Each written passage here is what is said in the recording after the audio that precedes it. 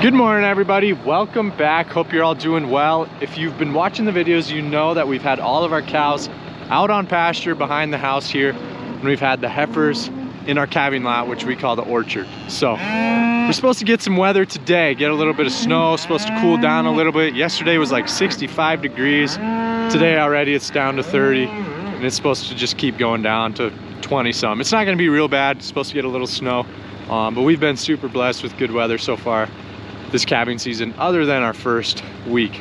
Since then, it's been awesome. We've been very grateful for that. So because the weather's getting bad and we've had some problems with coyotes out there killing calves, we decided to bring in all the cows and sort them. So we sorted off the ones that are close, and these are all of them. We got them all in here. And then the ones that aren't close, we turn back out onto pasture. So now every week, we're probably gonna do that same thing. Get all the cows in from the pasture, sort the ones that are close, put them in here, the ones that aren't close, turn them back out. Just so if they are calving, we'll be able to keep a real close eye on them in here. Yeah, the coyote problem, you know, we take our guns with us every day when we go out feeding. So if we see them, we shoot them or shoot at them. But man, there's just a huge problem in our area this year. Usually we don't have a lot of problems with coyotes because the numbers aren't too bad, but they've just exploded this last year and this year and this last year, and the deer numbers are way down because they're killing so many fawns. So we've gotten a couple of them this year. One guy that we have come out hunting, he's gotten one big male, and he came out again yesterday and shot another one, and I think he was going last night with some thermal stuff. So I'll have to ask my dad if he got anything last night. But yeah, we got to get on top of that coyote problem, because that's just not a good one to have at all. But I didn't mention, we split the orchard in two with these continuous panels. So our heifers that are still left to calve are on this side, and our cows are on this side. And our heifers, they're still just kind of trickling along. So there's still 45, 50 of them to go.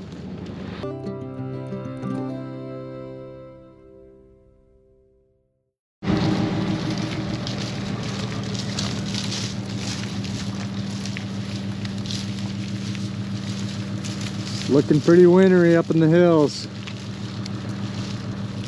I don't know. I think we're gonna get some snow.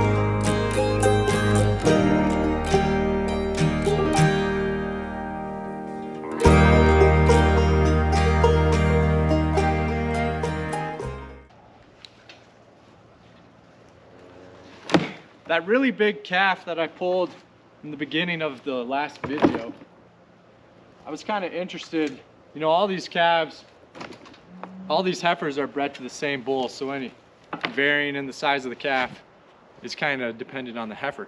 So I was kind of interested to see how that heifer's genetics looked on the genetic test. So I think we'll go into AgBoost and look at her and check her out. Of course, you know, that calf is a lot later than the other ones you've seen us pull that are a lot smaller. He's got 2 weeks more of time in the belly incubating.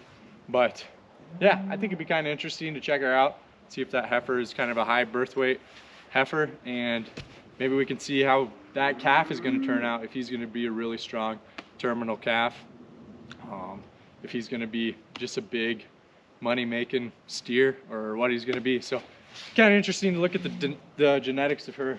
And then maybe we'll look at a couple that I have notes down that were wild and see how they look, or maybe another small one.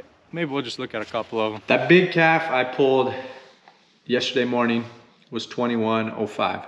So I looked her up in AgBoost to check her out. You know, the heifer had a really big calf, so we were interested to see how the birth weight and stuff would look. And it's funny, she's actually a really nice heifer. She scored a 7 overall, which is well above average, and it's above our herd average. But here's her birth weight. It's very low. So the higher of these is the better. So according to her genetics and the genetic tests, she was going to have a big calf. So that's kind of interesting that it came to fruition. But what is also interesting is even though she's going to have a big calf, all of her terminal traits are really strong. So her calf is going to perform really well in the feedlot. He's probably going to be one of our money makers. So it's kind of interesting to see that.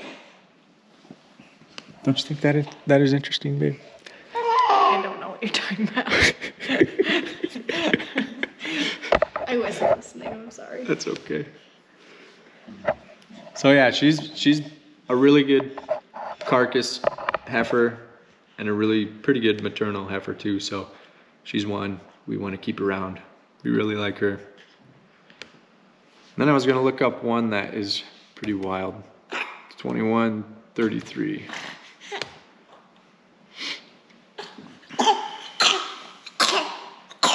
Oh, Bubs. Good thing.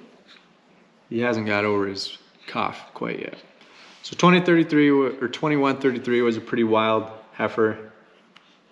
We put her down on our cull list because we probably want to get rid of her because she was pretty crazy. And her docility on here is pretty low. So her genetics attest that she is kind of a wild heifer. She's still a 6.2, so she's pretty much average for our herd. But again, she's a pretty good terminal heifer. Good carcass traits. Good ribeye area. Yearling weight, weaning weight. So looks a lot like the other ones. Right, Bubs? So yeah, stuff's kind of interesting. Again, if you haven't checked out AgBoost, you want to try it in your herd, you should do it. It's really interesting, and I think it can add a lot of benefits to your operation. Anyway, let's get back to work. That little tail. Go on. Yeah. Out to pasture. Oh, there's 3 pair. 30 more to go. 30 more to go. Buddy, I'm not your mom. She's behind you. There you go.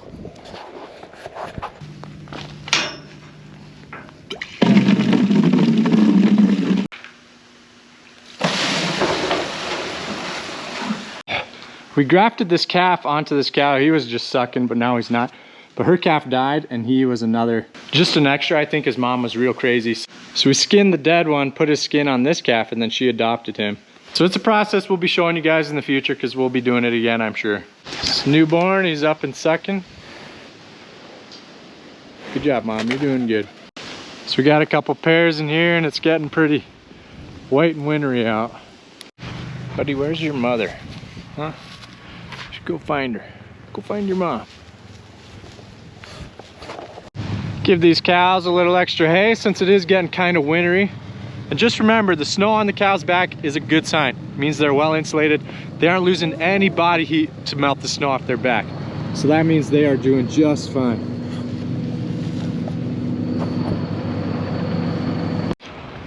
I knew we had 2 cows calving. This one's still calving. This one, I thought she had a calf. And so she's looking over here pretty intently, and somehow this little bugger rolled through the fence, and he's down here by the creek. It's a good thing she was looking over here, otherwise I think I would have missed him.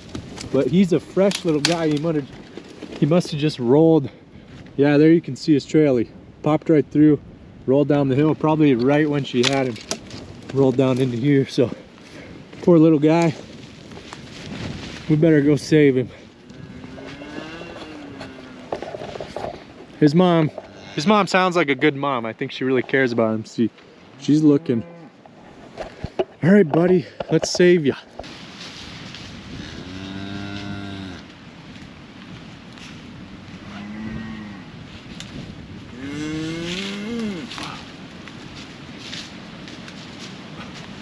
It's a good thing we're keeping an eye on him because I saw she was just calving not very long ago. If he was down here much longer, he's still soaking wet, so I don't even think she got a chance to lick him off. But if he was down here much longer, he probably would have got pretty cold. There, I put him back in. This one's the one still calving, so I'm gonna have to chase her in. Go on, get out of here. It's not yours. Yeah. Sometimes if there's a newborn right beside them when they're trying to calve, they've already got those hormones going, so they think the newborn calf is theirs. But it looks like that mom's taking care of him. This is another one that it's not hers. Let's chase her away. Go on, get.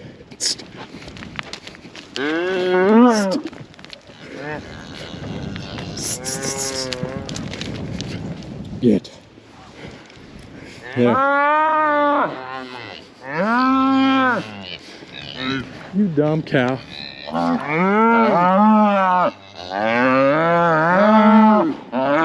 It's not your calf. Get.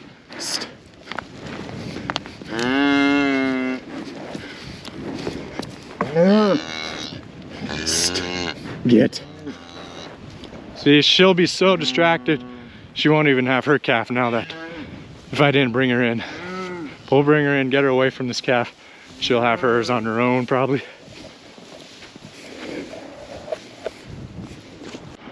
Go on, you dingling.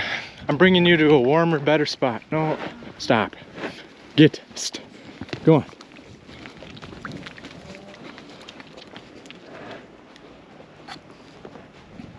Go on.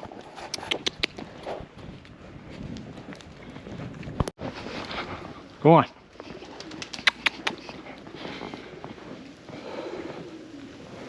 Now that she isn't distracted by the other calf, I think she'll have hers. But it's really not that cold out. It's probably 30 degrees. But these calves, they're really tough. As long as their mom licks them off, they get up, get fed. You don't have to worry about them at all. They'll be just fine. So we'll check on her in a little bit. 222. Well, there that pair is. Little fella was just sucking.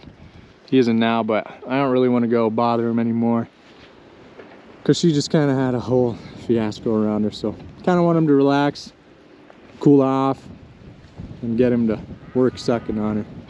Come on, effort. Let's go. In for the night.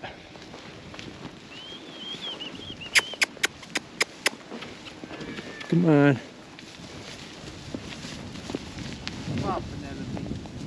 Come on, Penelope. Hey, what do you need? You'll get some cake.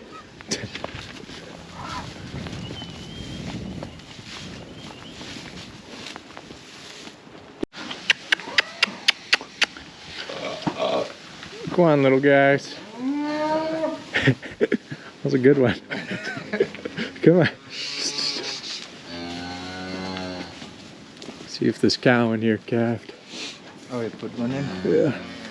Yep, he's down. Nice, sucking too. That's good. You put her in a pen and then split them. Put some in there and in there. Half, yeah. Yeah, I think that's a good idea. Let them be in the snow. Yeah. Go on, 222. Go on. Get in there.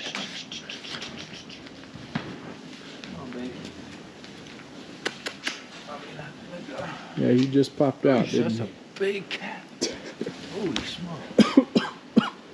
Oh, jeez. Come on, Bugs. There we go. We'll put the bed. Nice and cozy for the night.